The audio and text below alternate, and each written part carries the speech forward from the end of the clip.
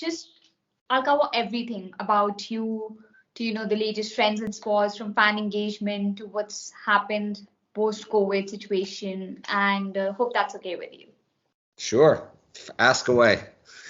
Great. So obviously, Misha, I think the entire sports industry knows you very well. But I would like you to tell me a little more about yourself.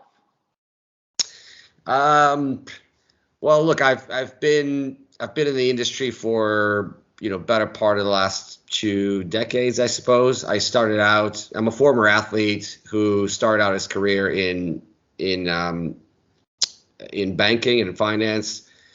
And then after getting my MBA, I've been on my journey in, for most part, sports marketing, which is over time evolved into broader areas in sort of sport, entertainment, culture, talent, and so on. But very much around the world of sport and sports marketing, I suppose, is sort of has always been the one constant. And very, very fortunate to have, in that time, to have worked with some incredible talent and some fascinating brands from many different, from many different sectors. So it's given me an opportunity to, to work with companies from all over the world who focus on very different types of objectives with different types of customers. And again, at the heart of it has always been sort of sport and the desire to connect with people in a very sort of emotionally engaged way. So I don't know if that answers your question, but perhaps it's a start. It does. And you said you were an athlete. I didn't know about that. So which sport did you play? I played football or soccer, I guess, depending on where you are. Yes. Oh, so I'm assuming you're from the US. I'm actually originally from Ukraine. So I grew up in, hence the name. I grew up in what was then, the former Soviet Union, and my family immigrated to the US when I was 13. So I've spent a lot of my childhood in Ukraine and then America. Pretty great. Amazing. So also, Misha, tell us about your current role at MediaCom. What is it that you do? Sorry, my current role? Yes. So my role is to lead our entire cultural capabilities. So let me explain. We are one of the biggest media agencies, media communication businesses in the world. We understand how to plan, how to develop media strategies that allow our clients to connect with people across all the different media channels, devices, and so on. And we're very, very good at that. But we also understand that the future goes far beyond just optimizing media. And it's much more than just driving impressions on wherever people happen to be and serving advertising. So our ambition is to help our clients drive relevance. We know that being relevant to people's lives is what drives growth for all of our clients. If you're not relevant, people won't engage with your brand, they won't buy your products. So the entire premise of the business that I run and I lead is to how can we enable our clients to be more embedded in culture, and as a result be more ingrained in the experiences that people are having every day. So some of that is sport, some of that is music, some of that is influencers, some of that could be gaming, it could be original entertainment, and everything in between. The idea is that depending on who the client is and what they're trying to say and who they're looking to connect with, what is what are the various, I guess, entry points in culture where we can authentically engage with our audience and bring something to to the experience that they're having. So going from interrupting the things that people love to being the things people love. So that's in a very sort of broad sense the role. So as I was saying earlier, it's quite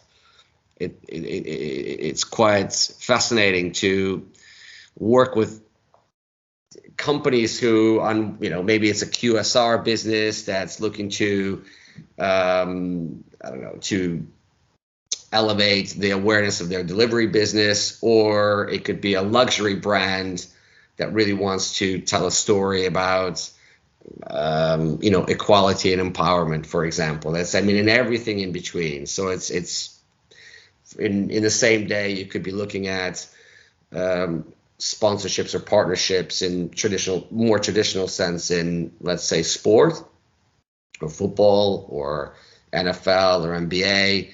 And on the other hand, you could be looking at developing original entertainment formats with Netflix. So that's the span of the role. And it's pretty diverse. I'm sure you must be enjoying it. It keeps me busy.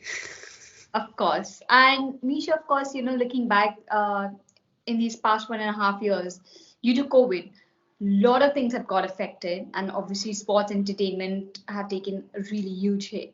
So, what were the challenges you had to face in these past 1.5 years, and how did you overcome these challenges?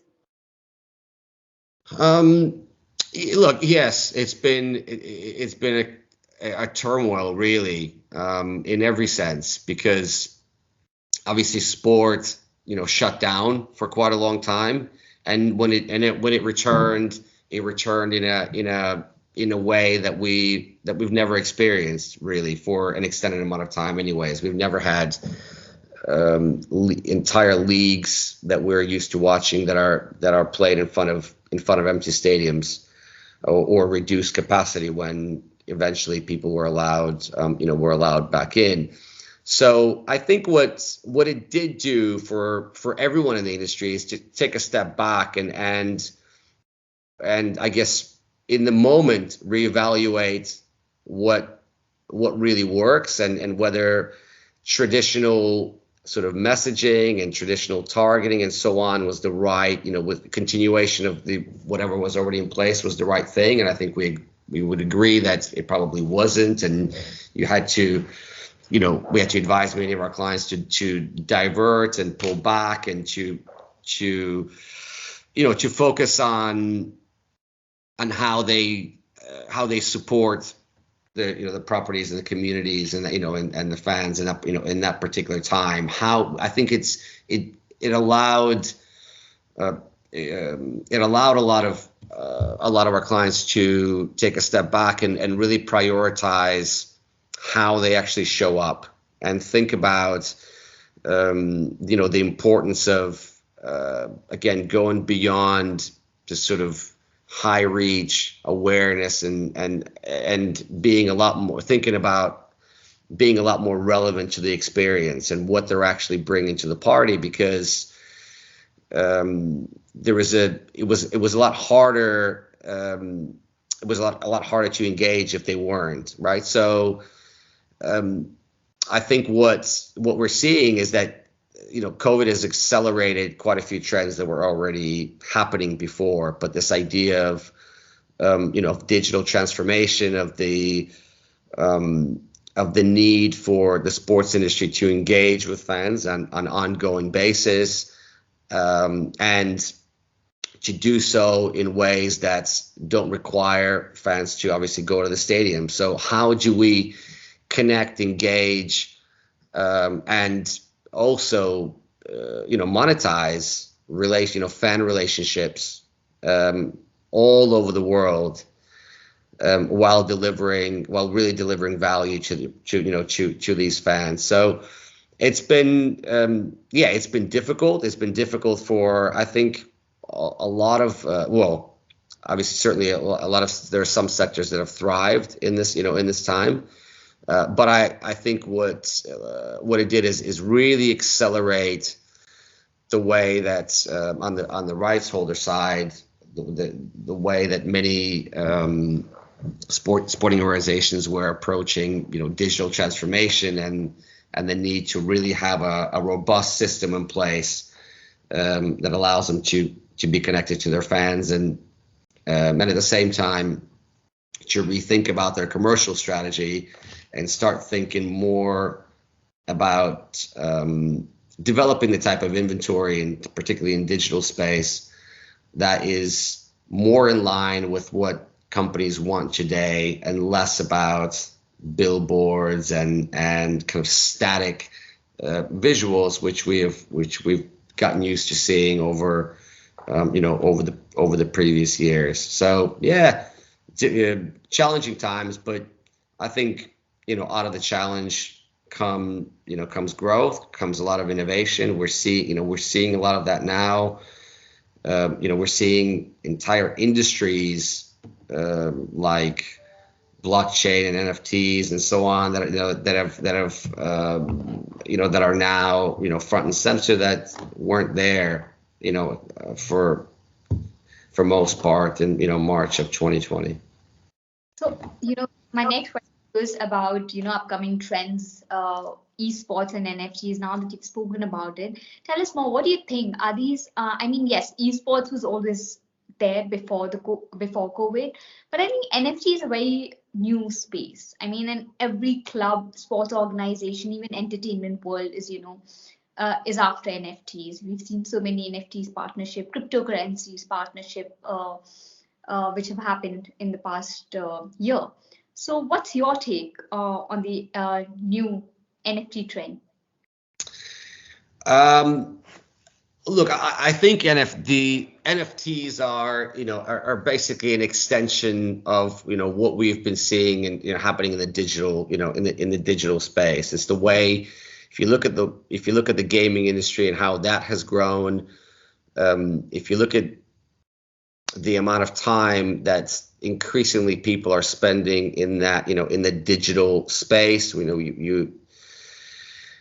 have all these conversations now about the metaverse and the bridging of obviously the physical and the virtual world. NFTs are a byproduct of all of that.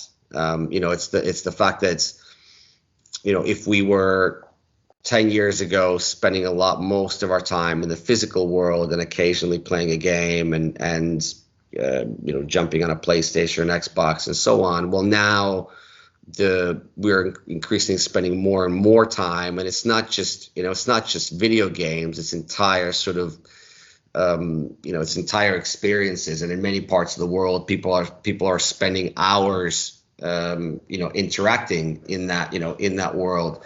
So when you look at that, and when you look at, for example, trends where luxury brands are generating a large proportion of their revenues now selling digital goods. So it's not even advertising anymore. It's not about getting a Hublot watch into a game or a Lamborghini into a game. It's about actually selling these items in these virtual environments.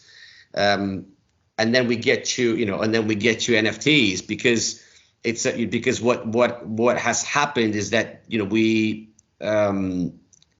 with gaming growing with COVID, with people spending more time, these behaviors have been normalized. Spending time online, interacting online, buying digital goods, in that space has become a lot more common. So and NFTs are sort of the next iteration of that. People were buying collectibles in the real world before, right? Whatever people were into, art or otherwise. Well, they're now doing that in the virtual world. And I think what's the other reason NFTs are getting so big is because people are, what we've seen over the couple of years is that the tech industry and what's happening and how everything has been with Facebook and Google and Twitter, how much control a lot of these companies are having now in general. So everything has been sort of centralized, and people's desire actually is to decentralize the power of some, of these big tech companies, NFTs and vehicles like that allow you to do that, because if you are, if you are a creator, if you are, I don't know, if you're a musician or if you're an artist, if you are, you can start to create, items, sell these items as digital goods, in the virtual world through the blockchain, and you cut out a lot of, you're no longer relying on these major sort of companies and aggregators to really sort of, to control, the movement of, I suppose, a movement of money, right? So, so that's kind of all these things. I guess what I'm going back to is there are a lot of different trends that I've spoken about that are sort of all happening at once, and that's how the likes of NFTs are becoming so big. The people spending more time online, desire to decentralize, all these sort of the ability to actually, now this technology to actually to transact in the virtual world. Those things didn't exist before, and now they do. But we'll probably see there'll be a bit of a correction, I think, in the NFT world. I don't think it's a fad. I think it's here to stay. But we certainly as we do with anything new that happens, we'll see some leveling out of sort of what's happening in the space, and probably quite a few companies going away, and a few of the best ones remaining. Great. Yes, I mean, you're right. I don't think it's a fad. It is going to have its time within the industry. Also, Misha, content we've seen has been the king in this pandemic, because everyone's at home, and your chance to engagement with your audience, fans, is via content. It could be video and content adapted for different platforms. We have so many: Facebook, Twitter, Instagram, TikTok, etc., etc. And for example, yesterday I was reading about this very interesting partnership between Formula One and NBA. I mean, you see two sporting organizations have come together for Which one? Sorry, who is this? Formula One and NBA. Formula One and NBA. Yeah. Yeah. I think it was very surprising. I mean, for the first time, two organizations coming together, and trying to market, promote their content with each other. I thought it was very interesting. It's one of its kind for sure. So, how have these sponsorship dynamics evolved? Not just within 2 years, but in the past few years. Look, I think the biggest evolution is from sponsorship as a more or less kind of an awareness and badging exercise, which to a large extent that's still relevant, and sponsorship does allow you, depending on obviously your budget and where you are, allow you to quickly raise awareness of a product or a service or company that people have never heard of. However, at the same time, because people are inundated with advertising now, right, and with content in general, right, there's so much pressure on people's time. So it's not enough just to sponsor, a sports property or a music property or get involved with any other types of property. It's about the focus has really shifted to how does that manifest itself? How do you bring that to life? How do you actually execute in a way that really rewards people for their time? I mean, that's the way that I would put it. It's not just to say, well, we've got, we have X amount of social media posts, so we're going to need to get those out, and we need to, we have access to the team, so we're going to shoot them. And it's the ultimate is coming around to, well, what is the outcome? What are we trying to do? Why are we? Because we partner with this Formula One team, with this football team, with the NBA. How does that manifest? How do we tell a really powerful, engaging story that people that we're trying to connect with really connect with. So, and that a lot of that is through content, obviously, and that's different type of content. It's some of it is social, some in video and so on. But it there is a big focus on how that these partnerships manifest themselves. The other I suppose big shift is in how data and insight are really driving some of the decisions, again, around investment, around negotiation, around execution, and around measurement. I think the fact that data has been around is not a secret, obviously, but it's the ability to use and interpret that data in the way that really that really helps to drive better decisions. So how can we use data to identify exactly where we should be in terms of a potential place to partner? How can we use data to negotiate exactly the type of deal that we need? How do we then execute? What does the platform look like? How we show up, where we show up, what time and in which way, and so on forth, and then also and I guess measurement, because ultimately, just like any other form of marketing, you've got to be able to measure what you're doing, and I think a lot of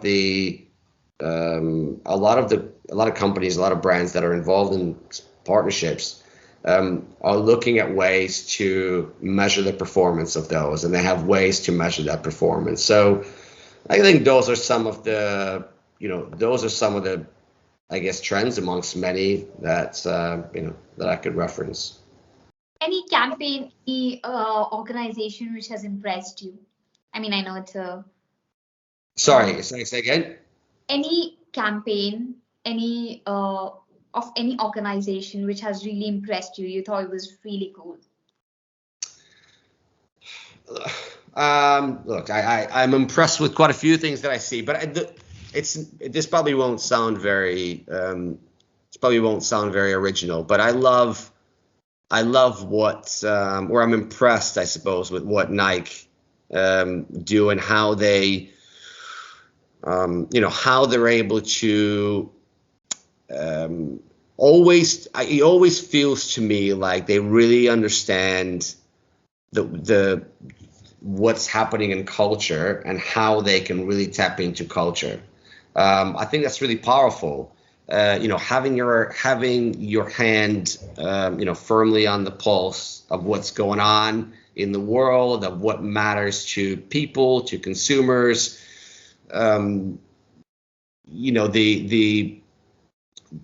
growth that we've seen in storytelling through athletes is very powerful. So I think when I look at the way they think, the way that they again their work or their message manifests itself, it's certainly very admirable. But there are others that are doing some incredible work, and IKEA is very innovative. Love what they do. Lego.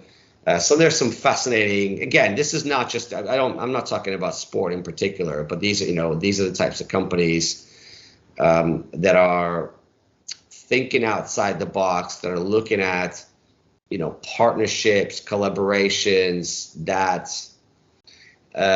you may not. You may not understand when you first look at them, when you go, wow, that's actually that's fascinating, but that's the future. And that's, I think that's what we should be, that's what we should be striving for, is being brave and being innovative and thinking about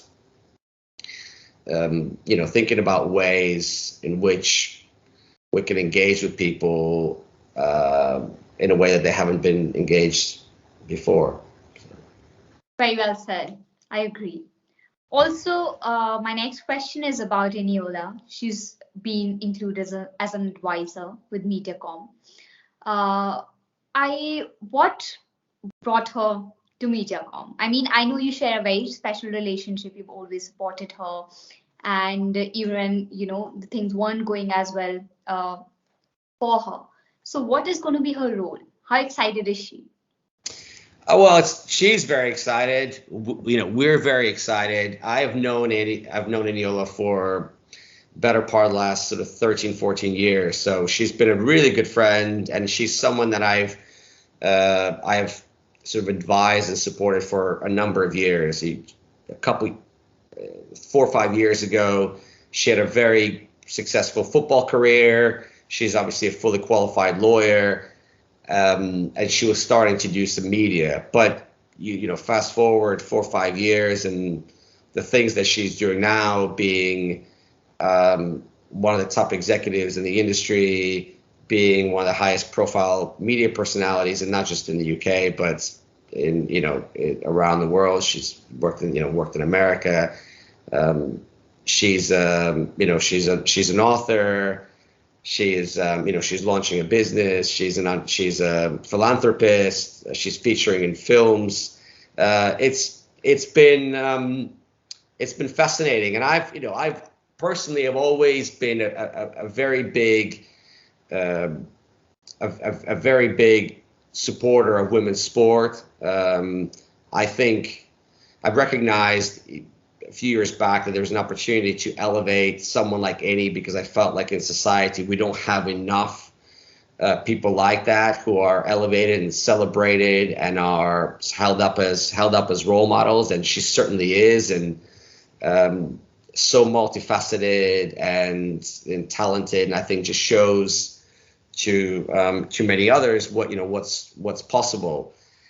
So the relationship has been there personally. The relationship has been there with MediaCom for a number of years, and we're now, as a business, looking at ways, and we have been for some time, of how can we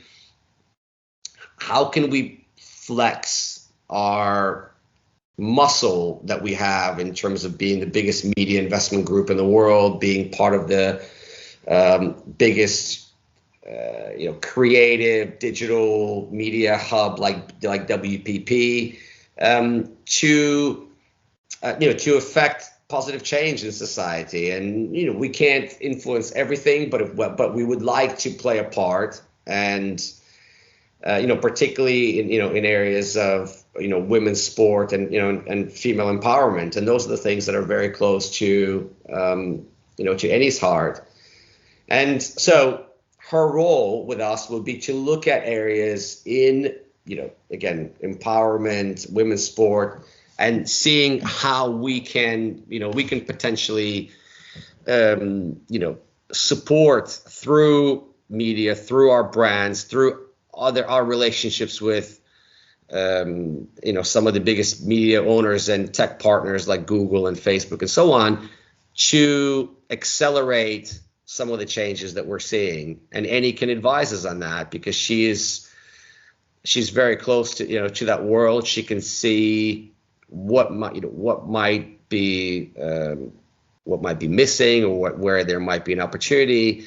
So we're very much looking forward to working with her to unlock some of that potential that may be is maybe not being realized at the moment. So look, it's very, very exciting, very, very exciting for all parties involved. Obviously, we've just made the announcement, just getting started on it, but check back with me in a couple of months, and hopefully I'll have something that's more concrete for you. Amazing. And my last question was about, what do you think of inclusion and diversity within the industry? And I'm not talking just about sports industry, because I know you have a fair idea of that. Now at least people are taking things seriously. We've seen so many clubs, they're hiring inclusion, diversity, equality managers nowadays. So do you think this is all superficial, or do you think people have now realized the importance of it and are actually working towards achieving equality, inclusion, and diversity within their organizations?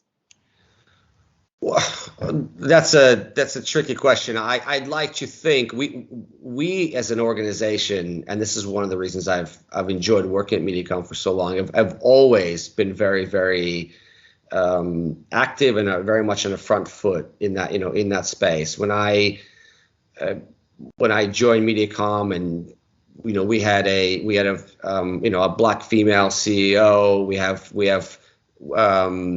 We have probably half of our excos were women. Our global head of talent, our managing director, our chief digital officer. A lot of our senior leadership were women, and women of color. So I think it was normal for us. It's always been part of our agency, and there are many reasons for that. I mean, we understood as a business, even for over all these years, that's what leads to greater outcomes. That's what creates a great place to work, a place where people want to come and work. But it also creates the best outcomes for our clients, because ultimately we're trying to deliver solutions for clients that reflect the world in which we live. Now, if we find ourselves in the room talking about solutions, and we have a room full of white middle-aged men, we can't possibly be coming up with solutions that reflect the wider society, because we just don't have the diversity of thought. We don't have the diversity of backgrounds and experiences and so on. So I would like to think that whether they were pushed into it or whether they thought this was time, but many organizations that are on that journey now are doing that for the right reasons, because they feel that the work that they produce ultimately is going to be better because they have diversity of thought and background, and people in their organization who are in those rooms reflect the world reflect the world they're trying to serve. That's no longer a nice to have; it's a necessity. We can't possibly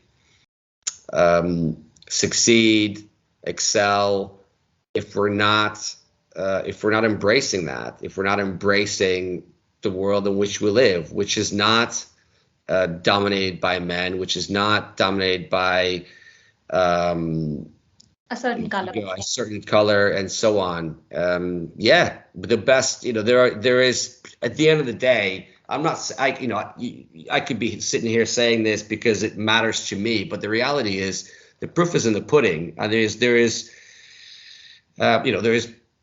an overwhelming evidence, empirical evidence, that this drives better outcomes, that it creates, and equally as important, it creates an environment internally where people want to work and grow. So, yeah, I hope that answers your question.